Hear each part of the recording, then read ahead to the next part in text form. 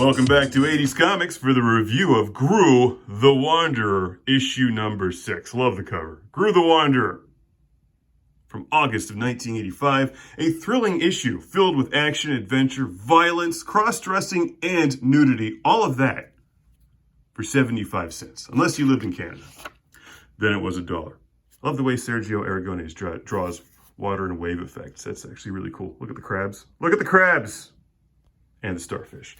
So Groo crash lands and wanders into this city. A city without any cheese dip. Incredible amounts of detail in the artwork here. This is a great issue to admire. Hey, Oreos, look at that. Look at the Oreos. Someone has stolen the Eye of Kabula, though, and the town has suffered disasters ever since. Plagues, pestilence, poverty. They must end, return the ruby, and you shall be well rewarded. And of course, Groo's pretty excited about this. A quest. So Groo travels to the next village looking for this Eye of Kabula, which is a ruby.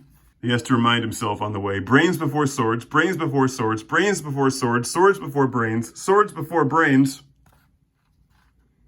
Love how all the kids are making fun of him. Calling him names. Eventually, Groo locates the ruby. The ruby is in the possession of King Ojite. Groo tries to fight his way in to see the king, but the king has a lot of guards, drives Groo back. So Groo comes up with another plan. Actually, these people come up with a plan for Groo to dress him up as a woman and offer him for sale to the king. 1985. Groo's upset when they don't pick him. Eventually, though, he does get selected and joins the king's harem. So he's pretty excited about this. Admire that panel.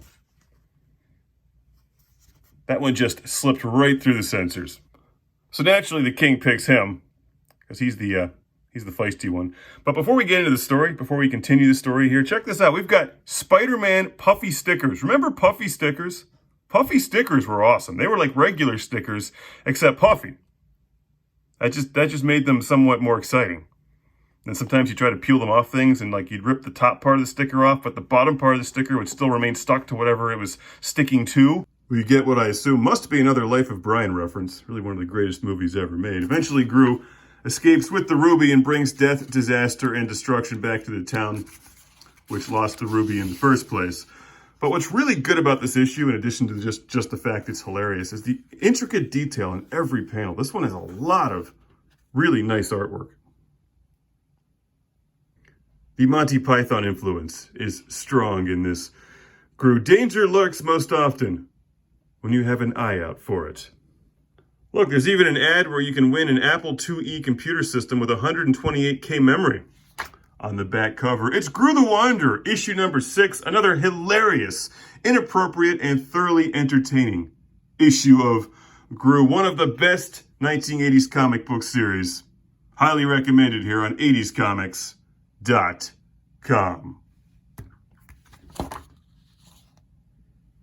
Ooh. You can get an Akai System 7 stereo with a quartz tuner. The auto reverse cassette deck is definitely a must-have. I'm very interested in that stereo, but someone should teach this kid that that's not at all how you use a mouse.